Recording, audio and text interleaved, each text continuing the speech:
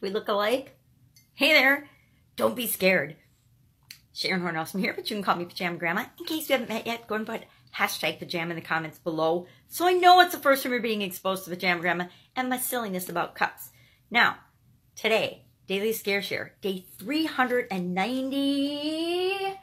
I remembered a minute ago and now I forgot. 391. But also, day 13 of starting over in the book, Do One Thing a Day That Scares You. Now, I'm not going to do the whole book, but when I started it last year, doing one thing a day that scares me and stretches my comfort zone, I started where I'd left off in the book.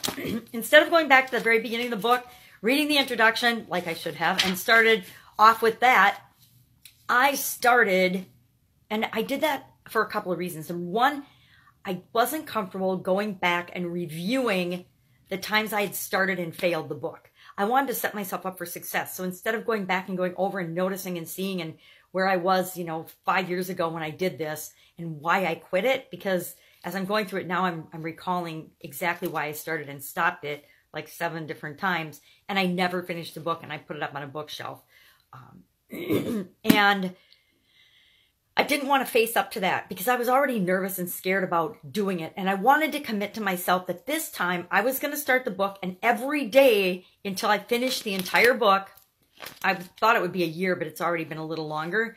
I would do one thing in this book every single day, and I would do them in order, and I would just, whatever it was, whatever came up, that would be what I had to do. That would be the challenge. That would be the saying I would think about. That would be the thing that I would conquer or face up to in terms of stretching my comfort zone. So today, day 391, going back to the beginning of the book, it's a sayings day that goes along with 2 days where we dig more in depth into whatever the topic is. Well, the topic is, now is the day and now is the hour. And it's, to me, all about seizing and acting in the present moment. And so our challenge says, at blank o'clock, today I blanked. So today I did what? Well, I should have written down the time I did yesterday, but I forgot to write down the time today. And I don't know what time it is because I can't see my phone. And there's, of course, no clock in here because nobody has clocks nowadays. We all have cell phones. Now, we don't all have cell phones, so don't take me as absolute, but an awful lot of people have cell phones and don't wear watches anymore because we have the time at our fingertips.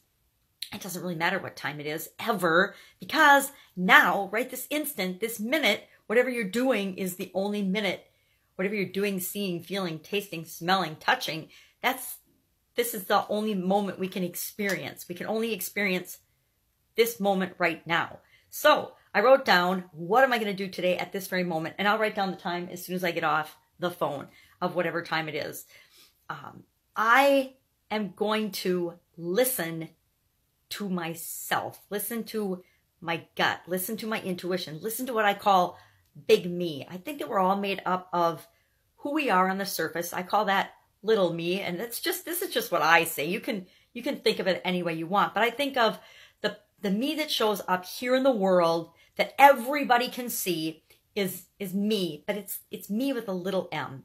And the who I really am, who the complete all whole of me inside and out that nobody ever really sees. And frankly, I don't always see it because we aren't, as human beings, that self-aware that we actually understand and see all of the complexities that are who we are.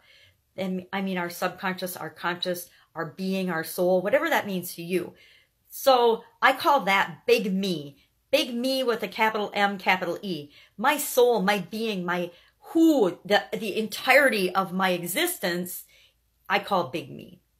And so today, right now, I am going to listen to not just little me, but to big me. And I'm going to ask myself continuously, what feels right for me, both little me and big me? Because sometimes we'll do things that feel right in the moment because we only make decisions and choices in this very moment. So sometimes we'll make rash or snap decisions, and then later on we'll find out, okay, that really wasn't good for big me. That wasn't really good for my soul. I've done that with a lot of things in my life. I've done that with relationships. I've gotten involved in relationships that seemed good on the surface, and then turns out they weren't good for big me, for my soul, for my inside, who I really am. I've gotten involved in businesses that I thought were good for what I wanted for little me. So businesses that made a lot of money, but weren't good for my values and soul, you know, because our values, our core values, things that are important to us, we can't get away from those. We have to live consistently and congruently with those. But we'll make choices based on what we think the world thinks we should do, what we think that we should do based on the things that we've experienced and learned throughout our lives. And it's only after the fact, after we make this decision and this choice in the now, that we see the ramifications of those choices and decisions. And then we judge, well, that wasn't necessarily a great decision. So I'm going to make a concerted effort beginning right now to actually, everything that comes up, and it won't be everything. I'm speaking in a lot of absolutes today.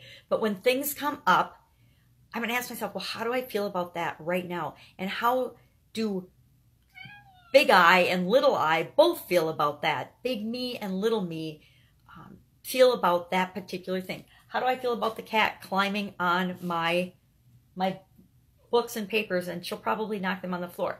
Well, little me gets upset about that. Big me couldn't care less. It just doesn't matter. If the papers fall on the floor, I pick them up. If the stuffed animals get knocked down on the floor, I pick them up. It's just the way it is. But we don't know how things are going to affect us down the road based on the decisions we make right now. So we try to make the best decisions that we can. And we do. We always make and do in the moment what we think is in our overall best interest. Sometimes our subconscious, which is in charge of protecting little me and our ego, makes decisions that our big me would never ever make, and choices that we would never make and that we regret. And so today, what will you do right now to honor the present moment, to know that now is the day, now is the time? You know, what are you waiting for? I ask myself that a lot. I'm like, whenever I need to make a choice or a decision and I'm not sure what to do, I'm like, well, what the heck are you waiting for, Sharon? What are you waiting for? Why aren't you making this decision now? And that helps me to get out of procrastination, which, let's be honest, I'm still a huge procrastinator because things are scary. Life is scary.